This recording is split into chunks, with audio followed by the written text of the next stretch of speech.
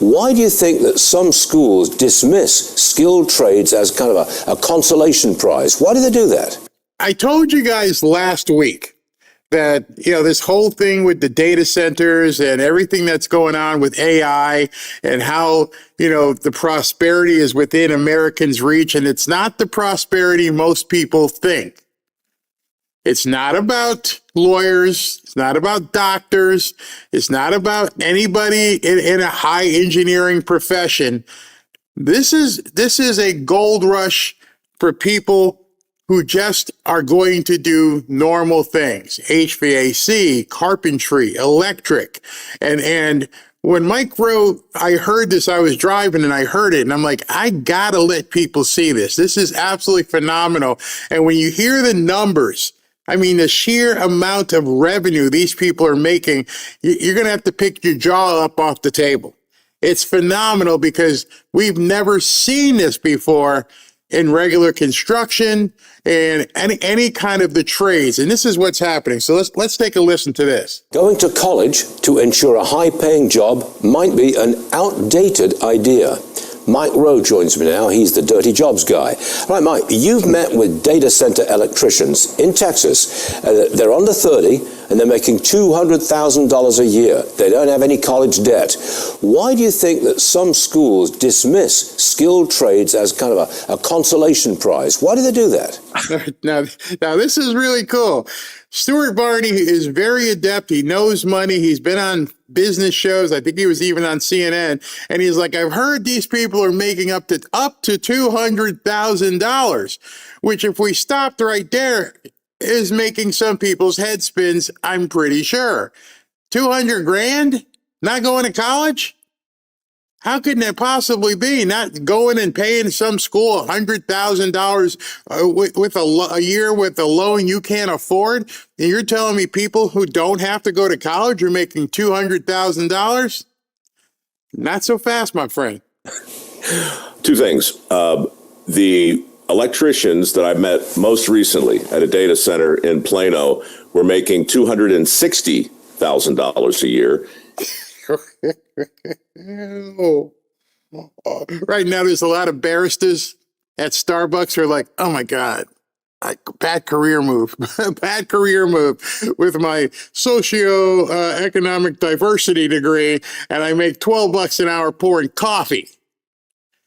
And you got people who have no degrees who are making $260,000 a year working at data centers. No wonder AOC and Bernie want to shut them down. Is there any doubt now that you've heard that? It's like, oh, that makes sense. We don't want people without college IDs being the new rich people. We can't possibly have that. We need to scam them out of $100,000 a year at a college. $260,000 a year as an electrician with no college education. It's true they had no debt, but the most consequential component of that meeting was the fact that all three of them had been poached 3 times in the prior 18 months. That's what's going on in certain parts of the country in the electric game right now. It's like the draft in the major leagues. For the second part of your question, I'll tell you this. 16 years ago this month, I was in D.C. I testified before both houses of Congress about the need for some kind of national effort to reinvigorate the trades. That was the first time I said those words out loud, along with the phrase, we have to stop categorizing an entire chunk of our workforce as people who have won some vocational consolation prize. Because that's... Love that. I remember when I was in high school, and it wasn't a question whether you were going to go to college. It was what school are you going to? When people signed your yearbook, good luck at whatever school. It wasn't an option that you'd go into. You're going to go into a vocational. You're going to go and be a plumber or HVAC. What's wrong? Your grade's not good enough. Parents can't afford college, can't get any financial aid. You're going to be an electrician. And now what's happening You've seen the memes. You've seen it. The one where the guy's dancing is the people in high school, the people in college who made fun of you are pouring coffee and you're making 260 grand a year. 260 grand a year. For those of you who might be math challenged, that's in excess of $5,000 a week. These people are going to be living in mansions and swimming pools, and they didn't go to college. And meanwhile, the college kid is sitting over at Starbucks pouring you some, latte double latte or something. What we did when we put our thumb on the scale for one form of education, right? A university 4-year degree. When we said that that was the best path for the most people, we implicitly suggested that anyone with the temerity to embark upon a different path was indeed the proud owner of something second class. That's when the wheels started to come off the bus. I can't believe it's been 16 years, but the chickens have come home to roost for sure. Yeah, sure. And so this is why Bernie, AOC, and the Democrats don't want that. They're the ones who have been pushing people that, get in student loan forgiveness, just keep paying the schools, whatever. It doesn't really matter. You deserve to have a college education, spend 100 grand a year, come out, pour coffee, and then you can't get a job. Don't worry about it. We'll give you free health care. We'll give you free child care. Have as many babies from as many daddies as you want. Here's your SNAP benefits, and you're stuck on a hamster wheel. Meanwhile, Mike Rowe has been trying to direct these kids into learn a trade. Number one, it's never going away. If you learn how to lay bricks, you're going to be a great bricklayer. If you know how to hammer a nail and put things together, you're going to get paid well as a carpenter. If you're an electrician, guess what? You're going to make a lot of money. But instead, the Democrats want to stop this. Let that sink in. Here's a way for the average person, if you want to put that label on somebody because they didn't go to college, the average Joe can now be the elite Joe. I would think the Democrats would be applauding this. We need to develop a sense of urgency here. The economic impacts are going to be enormous. The impacts on our children will be enormous. And again, there is literally an existential threat to the existence of the human race. This is from Rumble, one of the sponsors of my entire channel. You already know why people are moving to crypto, but here's the problem. Most wallets still plug into the same system we were trying to escape in the first place. That's why Rumble built Rumble Wallet. It's a self-custodial wallet that lives inside an ecosystem that actually demands free speech and financial freedom. No bank holding your balance, not even Rumble can touch your funds.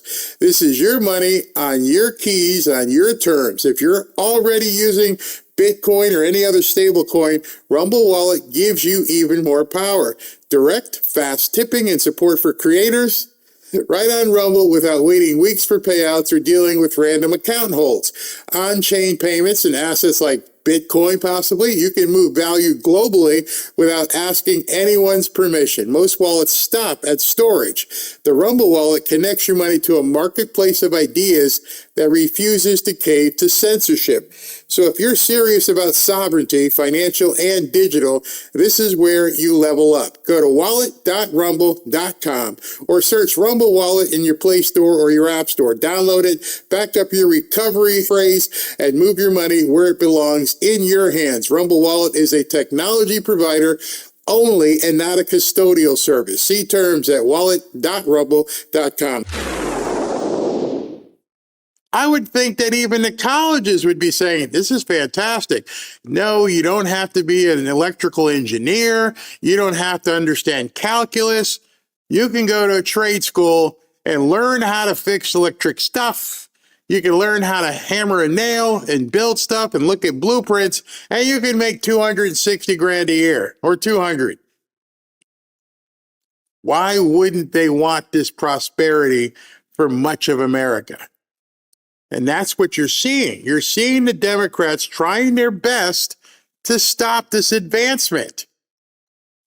You just heard from Bernie. I think we got to pause everything until we can take control of this and see what it's what it's going to be doing. I'll tell you what it's going to be doing. It's going to be advancing America, putting us in competition with other countries for AI, and all the while making some young people a lot of damn money.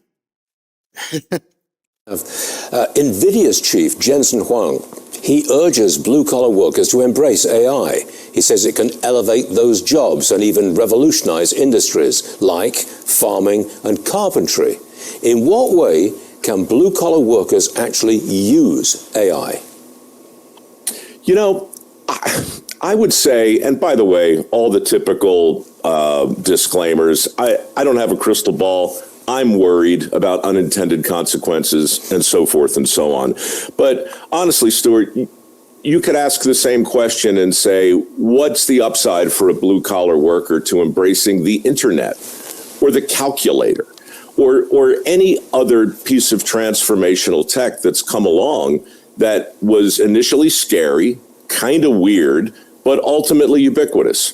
This is where we are. All right, so when he's talking about that, that ubiquity is something that I have loved that word forever. Ubiquity. So, and when you're disrupting something, you're hoping that you're on the front end of the highway to ubiquity, where all of a sudden nobody was using email and AOL came out. I remember when I got to college, somebody asked me if I wanted to be a cable television salesman.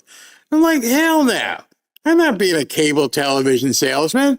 I don't even know what the hell cable television is. And now we went from starting cable television to complete ubiquity to now antiquity in just the span of when I've been alive and you've been alive.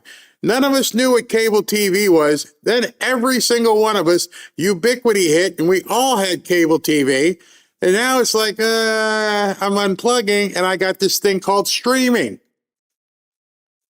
And that, what we've seen in our world, our economy, is that progress has been shortened. There have been more televisions made since in that short period of time since there was radio. If you go back and look at when radio came out, and radio came out way back, I think in the 30s or the 40s, and then television completely exploded, and now television, instead of being this giant thing on your table, they're about this thin, and they hang on walls and everything else. That's what's happening. And so this ubiquity that he speaks of is very fluid, very fluid. I agree with Bernie Sanders on this one. I think we're on the cusp of a revolution unlike anything we've ever seen. And I know that Jensen Huang and his partner, his co-founder, John, and the guys at BlackRock, right, they're all talking about a $10 trillion new infrastructure build out. 10 trillion. All right, so those of you we talk about skate where the puck is, you now hear a projection in a short period of time from not even existing. I mean, we've watched Grok and ChatGPT and OpenAI go from infancy to basically almost ubiquity. Not quite there yet. To now we're talking about a $10 trillion investment that still hasn't been realized. So you can now see where the puck is going. I love that. Absolutely love that. That's what energy and data centers and connectivity entail. And while it will be disruptive for engineers and coders and a lot of other people who have made their direct living doing what they do, this new era is going to be a renaissance for electricians, steam fitters, pipe fitters, welders, CNC operators. I know I'm a broken record, but not a week goes by that I don't hear from the leader of some consequential industry who's having a freak out over recruiting, whether it's Jim Farley at Ford or the Pentagon over the people who are supposed to be building our nuclear powered subs. It's real. It's happening. If I had an alarm bell here on my desk, I'd probably ring it. So let's talk. I'm ringing it. I am ringing it as loud as possible. I got to take a break for a second because the boss just ended up at Air Force One. That's how fast he got over there. Hold on. The Speaker of the House, Mike Johnson, as I mentioned, who is about to speak, has indicated and pressed that Republicans are acting in good faith, that they're negotiating in good faith. He has said that it's Democrats who have moved the goalpost. I imagine, Ari, that's a taste of what we are again about to hear from Speaker Johnson. Well, and I think that's accurate. They have moved the goalposts, but it doesn't matter where you move the goalpost to, TSA is not getting paid, and it's not their fault. And that's where the Senate reached that breakthrough yesterday that I would encourage the House to pass what the Senate passed. We've reached beyond the point of negotiations. We've reached beyond the point of purity tests. It's gone on too long, too far. Too many people are getting hurt, and the traveling public in the millions is getting impacted. I understand pushing for your position, fighting to get a win. But at some point, you've got... Okay, so he didn't take any questions, obviously, as you saw, getting on a plane, heading down here to South Florida. He may take some questions on the plane, and if he does, I'll have that for you at the 5 o'clock show. But let's get back to Mike Rowe and what he's saying. And I really want to make sure you guys grasp this. Not that you're stupid, but how important it is. And how we are in the infancy of AI. People are just messing around with it. It's growing. I mean, if you're on X, you see how many times Elon Musk says, "Hey, we're updating Grok to 2.2, 2.4, 3.5. It just keeps growing. This stuff doesn't stay still. And now, as Mike is saying, he has talked to CEOs who are projecting that this is going to be a $10 trillion vertical in our economy. And now you know why President Trump is fighting so hard for us to be the leaders in this, and these Democrats don't want us to be. That's important. Talk about your foundation, Work Ethic Scholarships. How's it going in the year 2026 compared to 2025? Exponentially bananas. I thought so. We've grown. I mean, we've grown with every passing year. You know, I started it with a $500,000 donation 16 years ago. We did $5 million last year. We could have done a lot more. The last year, Stuart, was the first time our applications went up 10x. And I don't think I was doing anything different. I just think that the headlines have caught up to our thesis. This year, we've set aside $10 million specifically to help train the next generation of skilled workers. The money is literally sitting there right now. These are 2-year pursuits by and large. These are trade schools. This is training for the jobs that are currently open, the one that Jensen Huang is so concerned about right now. I think what you're going to see, again, no crystal ball, but you're going to be talking in the coming months to CEOs who have taken an affirmative position to do something within their own company to reinvigorate the trades, whether it's Home Depot or BlackRock or Wells Fargo, who's been incredibly beneficial with us, Palantir, Anduril. They're all going to have to grapple with this both internally and externally. And when's the last time you've been on the precipice of something this big? I mean, think about it in your life. You know, we talk about silver, we talk about gold, we talk about oil. You may have had a chance in 1995 with Microsoft. You may have taken a shot when you were younger on Google stock. You may have taken, you may have bought into AOL. All these things were burgeoning. They were just exploding. And you may have been young, go back 30 years or so. You might just been a young kid and you didn't have a chance to really capitalize on it. And so right now, the information is everywhere if you know where to look. And when you see these captains of industry and business are looking $10 trillion, compare it to anything else. Anybody putting $10 trillion in, I don't know, Starbucks? Anybody putting $10 trillion in copiers? No, that puck is like a giant puck right now. It's staring you in the face. And he didn't say in a couple years. He said in a couple months. I don't even want to know where we're going to be in a couple years. the old Marty McFly thing, where we're going, we don't need roads. When we get to a position in this country where carpenters, electricians, and welders are making $250,000, $300,000 a year, and they're basically being poached, like he just said, and they're becoming NIL recipients, like they're in the NFL draft or some big college football program, you know where the money's headed. I don't know if you know how to capitalize on it. It's going to be a heck of a thing to build out a $10 trillion infrastructure with the workforce we have right now. It's going to be a hell of a thing to build out the infrastructure of a $10 million industry with the people we have and their lack of training right now. And you have Democrats saying, well, we need to put a pause on everything. I bet you do want to put a pause on everything. You want to put a pause on things till you get your paws into these people. You want to figure out how to get some of that 10 trillion instead of letting people prosper around the country. It's absurd. It's absolutely absurd.